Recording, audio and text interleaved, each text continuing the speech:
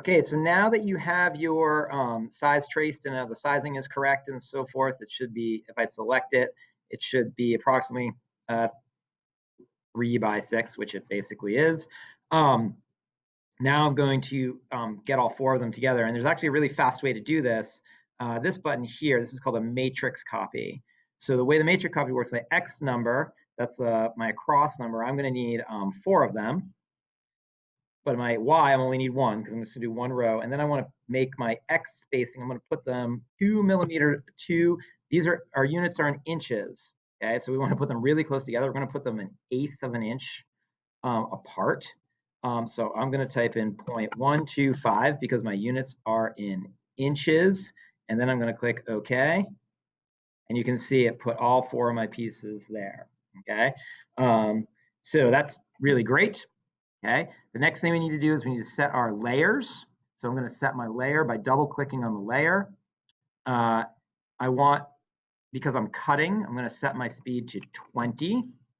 Processing mode is in cut, which is good. And then we only have one laser, so I'm only worried about this top box. To cut through the 1/4 inch plywood that we're going to use for these lamps, we only need to cut at approximately 50%. So I'm going to set the laser actually to 45% for the minimum power and 45% for the maximum power. And then I'm going to click OK. All right, and you'll see it over here.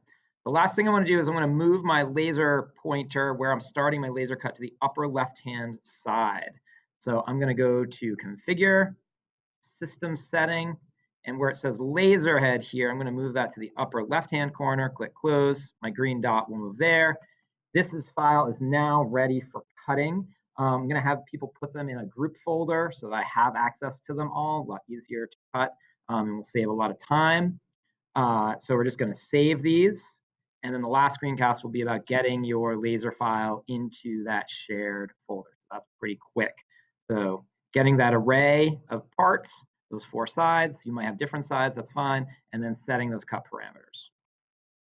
Good luck.